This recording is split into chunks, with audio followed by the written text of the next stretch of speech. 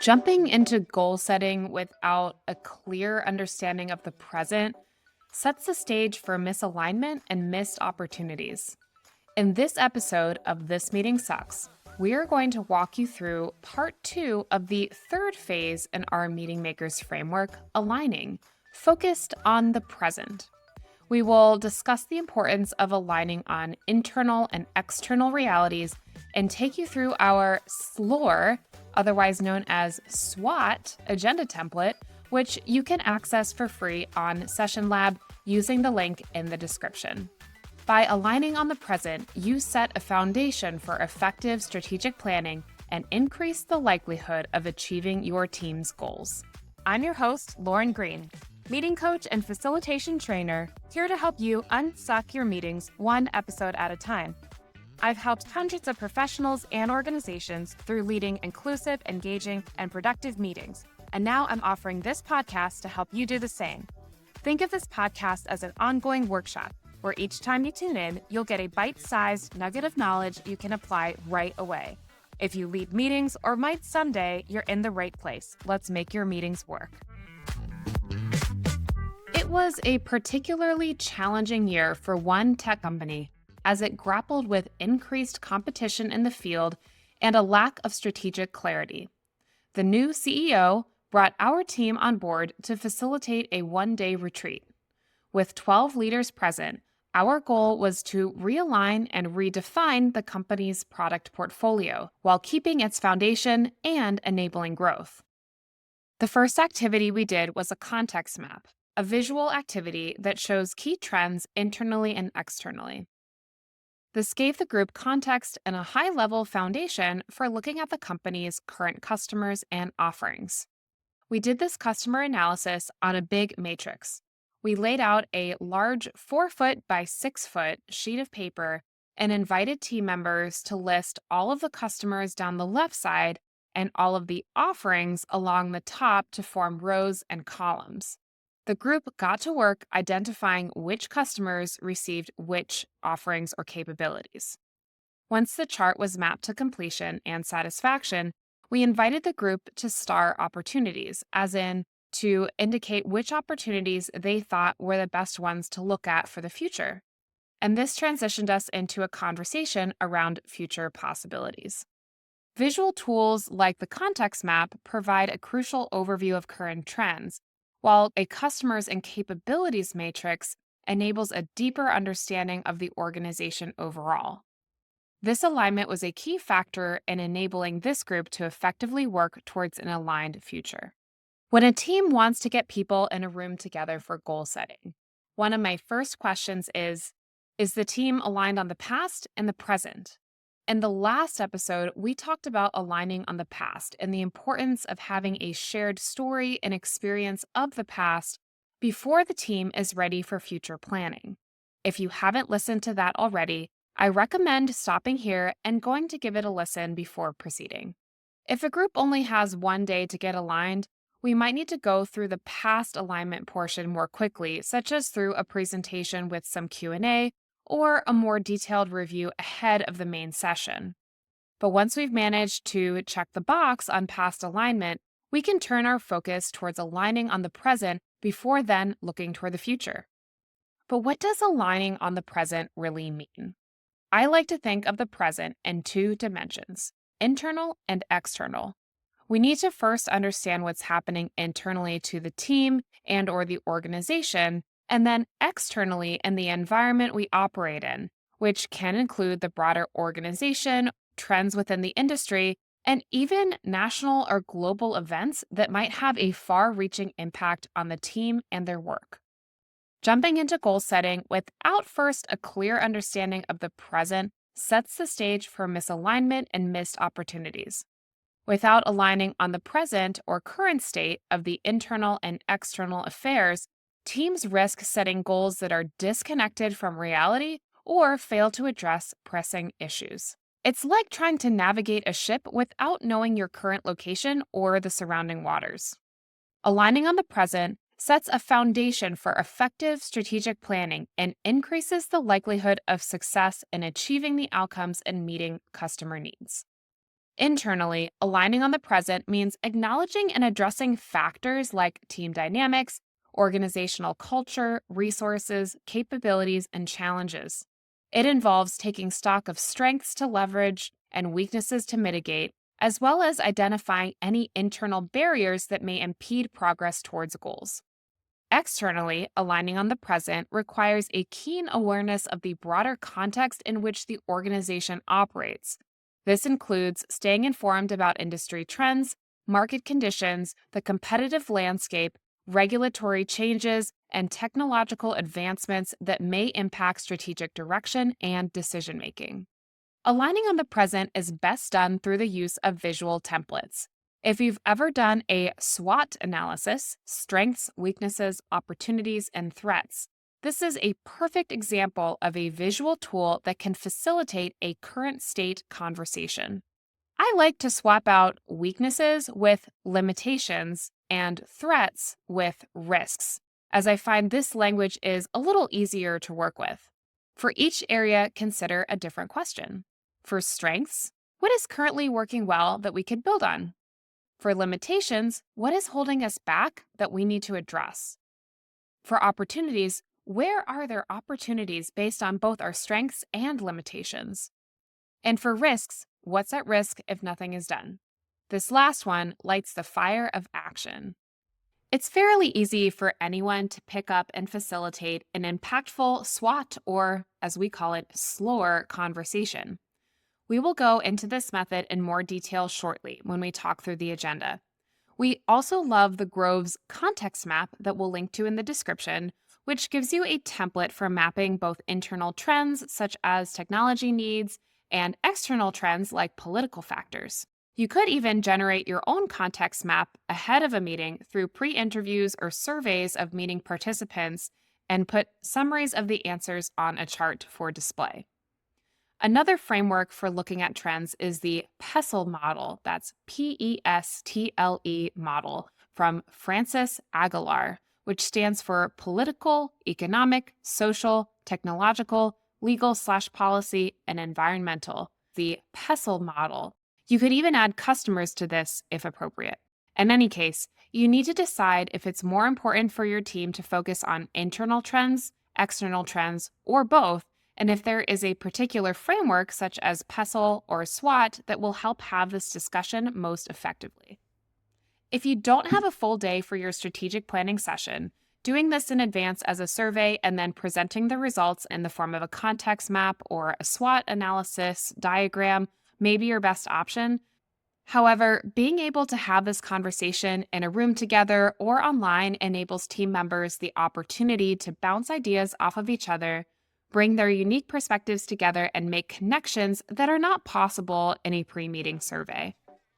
That being said, you can find a link to our pre-meeting survey template in the description, which can check the box on the step if the results are presented with time for Q&A. After the break, we will walk you through the agenda for our variation on the SWOT analysis, the SLOR, and give you tips for adapting this tool for your unique team needs. You can find our free Session Lab template linked in the description, along with our mural online whiteboard or printer-friendly poster templates available for purchase. If you're listening to this podcast before June 2025 and want to get your hands on an opportunity to learn from me live, you are in luck. This summer is our third annual MeetingMakers Academy, and this year we are offering 3 levels so that you can find the right training for each member of your team. We recommend Level 1 for anyone who participates in meetings, which is most of us. Level 2 and 3 will dive further into meeting preparation and management and are recommended for anyone who leads meetings. All of the sessions will take place on Fridays, May 30th through July 18th, skipping June 29th and July 4th from 11 a.m. to 1:30 p.m. Eastern U.S. By signing up, you will get a hands-on opportunity to design a meeting, practice facilitating, and receive on-the-spot feedback to help you become more confident in your ability to lead inclusive, engaging, and productive meetings. Learn more and sign up at makemeetings.work/academy. Early bird pricing ends on April 30th, and registration ends on May 29th. So act fast to get your spot today. Let's dive into our SLOR, aka SWOT analysis. Again, we've swapped the W, which is usually weaknesses, for an L for limitations, and we've swapped the T, that's usually for threats, for an R for risks. So ours is SLOR instead of SWOT. This agenda is 2.5 hours, so it fits nicely as part of a longer 1-day retreat or even longer retreat. It would be a nice one to follow the history map activity that we did in episode 4 and goes right into a really nice future visioning activity or additional alignment activities, which we will talk through in later episodes. So our agenda starts at 9 a.m. Of course, yours will start whenever it starts for your team. And we do a welcome and kickoff from the leader. In our session lab template, we have a script, but essentially this is an opportunity for the leader to say something like, "We've convened this time to gather collective wisdom around our current areas of strength and opportunities. This meeting is particularly important for us because," then they can fill in their own talking points there.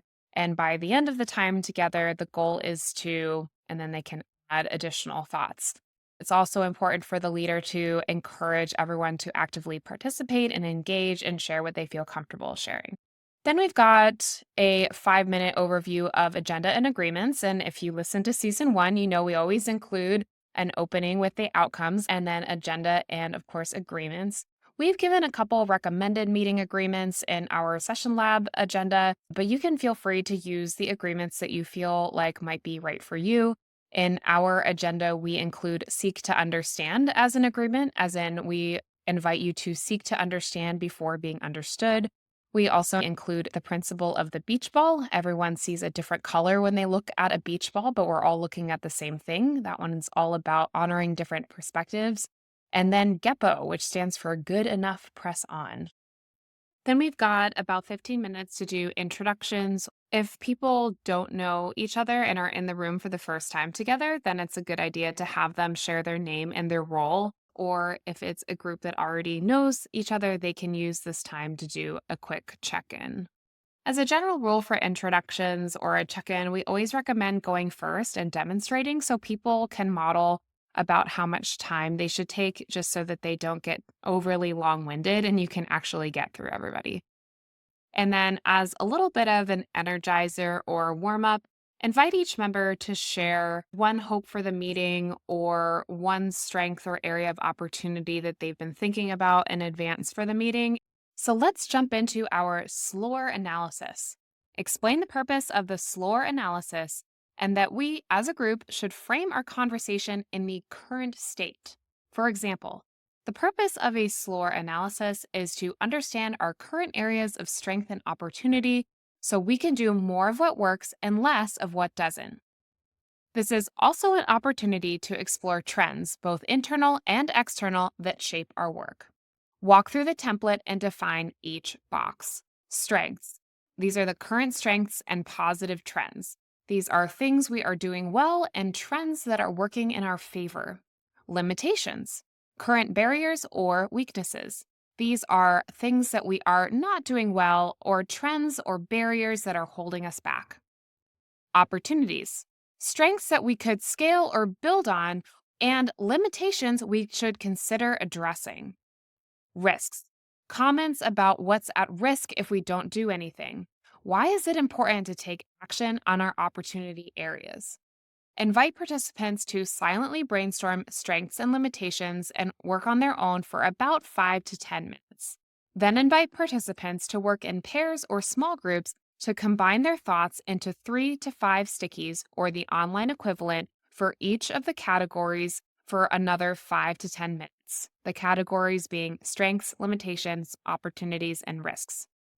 Spend the next 20 to 30 minutes after this harvesting stickies from each pair and trio onto the SLOR template.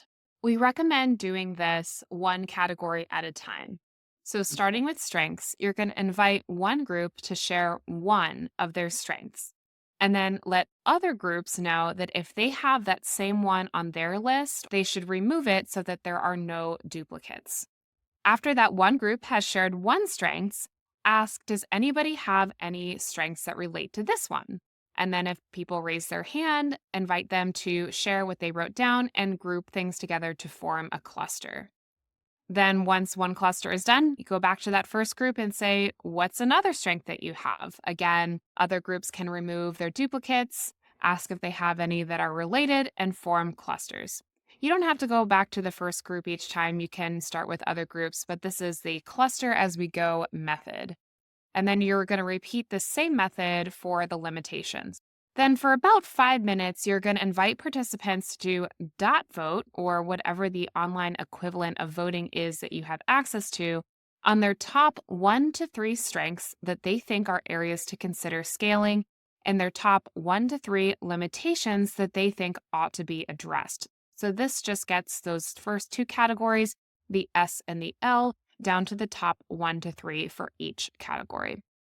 Then for the next 10 to 15 minutes, for those top voted items, you're going to invite participants to rewrite each in the opportunity area. At this point, they would not have brainstormed any opportunities or risks, only the strengths and limitations. This is really intentional because strengths become things that we can scale and limitations becomes things that we need to address. For an example, if you have the strength investment in artificial intelligence, as an opportunity, that could become grow our investment in artificial intelligence.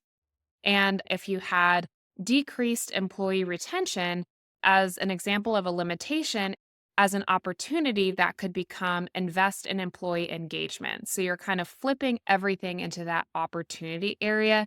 And that's going to become the seed ground as we move into visioning and goal setting. Lastly, to close the conversation, invite the group to reflect on what's at risk if we do not move forward with any of these areas of opportunity. And you're going to capture the comments that come up on the box labeled risks. If you have groups that are larger than 8, you may want to do this last step in breakouts and then just harvest up the key themes. As a tip, divvy up the strengths and limitations into pairs or small groups for rewording, or consider using an AI tool for assistance. And if you do end up working in small groups, make sure you give yourself extra time. So that whole time, if you were keeping track, is about a 2-hour long activity. And at some point in there, you're probably going to want to give them a break as well. There's a lot of ways to do this SLOR analysis. We have seen it fit nicely in a one-day strategic visioning offsite. Maybe you do a presentation on the past, follow that with a SLOR or SWOT analysis, and then you do a visioning activity. And you can even do a 2-day offsite where you start with a history map, follow it with a context map or the SLOR activity, do the visioning at the end of the day, and then road mapping on day 2. But you can also do this activity on its own. That's why we're giving you the full 2-hour block. But just remember that 2 hours is a long time for a group to work on an activity, and they probably will need a break. Taking a deep look at what's happening in the here and now can sometimes be difficult and spark conflict. Luckily, visual tools and an organized reflection process can make a world of difference and set you up for realistic and attainable strategic planning. But we're not done aligning just yet. In the next episode, we will turn our attention to one of the most important groups of people when it comes to strategic planning: customers. So if you're ready to do a deep dive alignment on customers, keep listening, meeting makers, and let's make your meetings work. This podcast was written by Lauren Green and produced by Caitlin Murray. If you enjoyed this episode, please take a few seconds to rate and review so future meeting makers can find our community. You can find our next Meeting Makers Academy workshop on our website at www.makemeetings.work/academy. Want help with your next meeting? Reach out at makemeetings.work/contact and we'll set up time to chat.